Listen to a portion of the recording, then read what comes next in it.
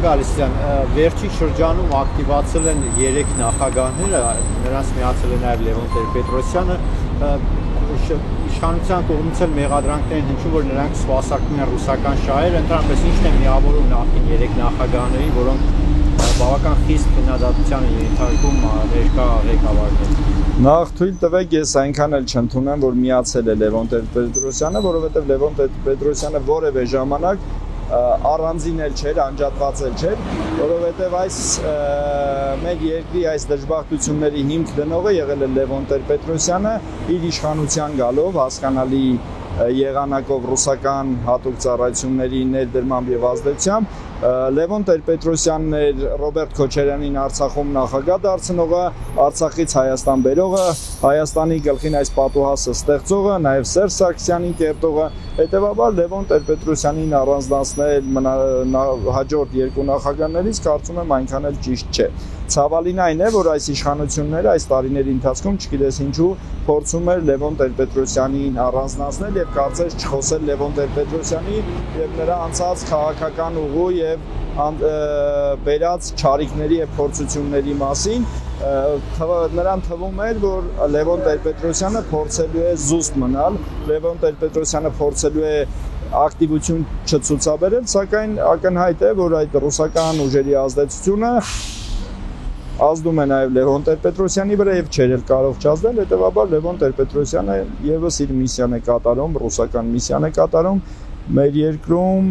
քաղաքական ջուրպղտորումներ, քաղաքական վայրիվերումներն ավելի ակնառու եւ ավելի գեղեցիկ դարձնելու։ Հետեւաբար Լևոն Տեր-Պետրոսյանին առանձնացնելը նորից կրկնեմ, հաջորդ 2 նախագահներից այս իշխանությունների նաև թերությունն ու բացթողումն էր։ Նրանք ակտիվացան հատկապես այն ժամանակ, երբ ստորագրվեց Վաշինգտոնյան հայտնի փաստաթուղթը, արդյոք այդ առումով ինչ-որ փորձում են կոչընդոտել կամ բացեցնել այն գործընթացը, որը պետք է սկսվի այդ ստորագրումից հետո։ Միանշանակ այստեղ ամենախանդոտ, ամենաթունոտ կողմը դա Ռուսաստանը պետք է լինի, որովհետև այս տարածաշրջանում արևմուտքի դեմս Միացյալ Նահանգների ներկայությունը եւ ներկայության ազդեցության մեծացումը հակառակ ազդեցությունն է ունենալու իրենց այստեղի գործունեության վրա եւ իրենք այս տարածաշրջանից գնալով փորձելու են դուրս գալ։ Այո, ես համաձայն եմ, որ ռուսական ազդեցությունից միանգամից ձերբազատվելն ու այսպես ասած հանգիստ ապրելը այնքան էլ հեշտ գործընթաց չէ, տարիների երկար, վտանգավոր եւ քրտնաջան աշխատանք է իրենից ներկայացնում, սակայն կարծում եմ, որ Ռուսաստանը իր գործակալների միջոցով մինչև 26 թվականի ընտրությունները փորձելու է հնարավորինս օգտագործել բոլոր գործիքակազմը ներդնել, որպեսզի Հայաստանում կամ տեղի չունենան ընտրություն, կամ ընտրությունները լինեն իր պատկերացրածով, իր ցանկացածով Ռուսաստանի, դրան է կցվել նաև Լևոն Տեր-Պետրոսյանի իր թիմով եւ այդպես էլ պետք է լիներ։ Բայց Լևոն Տեր-Պետրոսյանը գոնե պատկառանք պետք է ունենա եւ փորձի գոնե փոքր-ինչ լուր մնալ, որովհետեւ 2008 թվականի ընտրություններին նրա կարևորագույն գործող անձերից մեկը Նիկոլ Փաշինյանն էր եւ նրանք կարծես թե այդ շրջանում կիսում էին քաղաքական հայացքներ։ Այս գծի մեջ ինչ դեր կարող են ստանձնել Սամվել Կարապետյանը եւ Արա Աբրամյանը, որոնք ուղղակի հայտ են ներկայացրել արդեն ընտրությունների մասնակցել, ընդհանրապես քաղաքական պայքարի։ Ռուսական գործիքներից, ռուսական գործոններից են նրանք եւս, որոնք եւ դա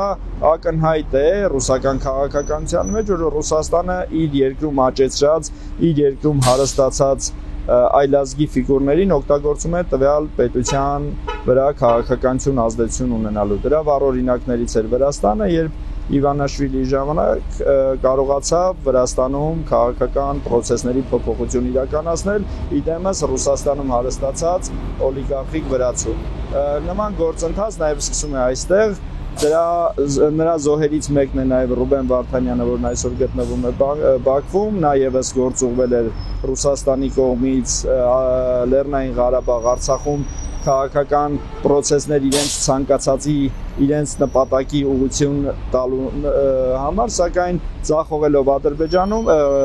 Լեռնային Ղարաբաղում նվեր տվեցին, այսպես ասած զոհաբերեցին հայ օլիգարխներից մեկին։ Ես կարծում եմ, որ ձեր նշած օլիգարխները եւս Հայաստանում արդյունքներ չարձանագրելուց